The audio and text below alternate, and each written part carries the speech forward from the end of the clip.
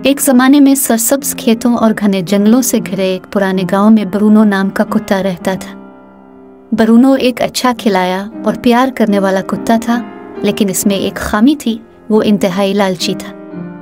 इससे कोई फर्क नहीं पड़ता कि इसके पास कितना खाना है, वो हमेशा ज़्यादा चाहता था।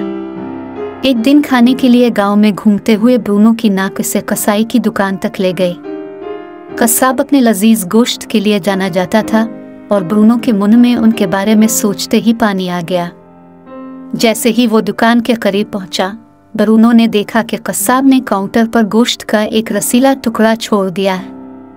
अपना मौका देखकर ब्रूनो ने चुपके से गोश्त छीन लिया और जितनी जल्दी हो सका भाग गया। ब्रूनो अपने चोरी शुदा इनाम से लुत्फ अंदोज होने के लिए एक पुरसुकून जगह तलाश करने के लिए बेचैन गांव और बाहर खेतों में भागा। आखिरकार वो एक छोटे से पुल के पार पहुंचा जो एक चमकती हुई नदी पर फैला हुआ था। ये सोचकर कि ये एक बेहतरीन जगह होगी, वो पुल पर चढ़ा और इत्मीनान से बैठकर अपना गोश्त खा लेने का इरादा किया। ब्रूनो ने पुल अबूर करते ही नीचे साफ पानी में नजर डाली। हैरत से इसने अपना अक्स देखा, लेकिन एक सादा और लालची कुत्ता होने के नाते इसने से अपना अक्स नहीं समझा।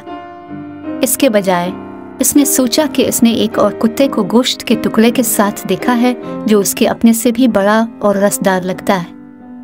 ब्रूनो का लालच फौरन भड़क उठा। वो गोश्त का दूसरा टुकड़ा भी चाहता था।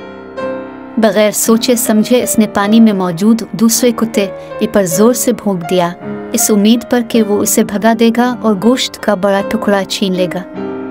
लेकिन जैसे ही इसने भौंकने के लिए अपना मुंह खोला तो उसके अपने ही गोश्त का टुकड़ा इसके जबड़ों से गिरकर नीचे की नदी में जा गिरा।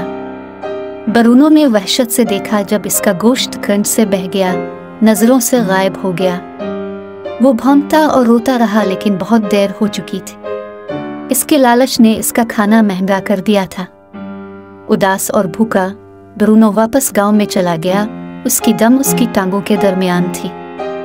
जब वो वापस आया तो कसाब ने इसे देखा और ब्रूनो की लालची तबीयत को जानकर मुस्कुराते हुए सर हिलाया। तुम बेवकूफ कुत्ते, उसने ब्रूनो को तरस खाकर बचा हुआ गोश्त का एक छोटा टुकड़ा देते हुए कहा। शायद अगली बार आप इससे मुतमईन होंगे जो आपके पास है। ब्रूनो ने गोश्त का छोटा टुकड़ा शुक्रगुजारी से खाया, लेकिन सबक सीखा जा चुका था। इस दिन से आगे ब्रूनो को नदी और अक्कासी याद आ गई और उसने अपने पास जो कुछ था इस पर मुतमईन रहने की पूरी कोशिश की। कहानी का अखलाक लालच नुकसान का बाइस बन सकता है। जो कुछ आपके पास है इसकी तारीफ करना और इस पर कनात करना बेहतर है, इससे कि ज़्यादा के हुसूल में सब कुछ खोने का खतरा मोल लें।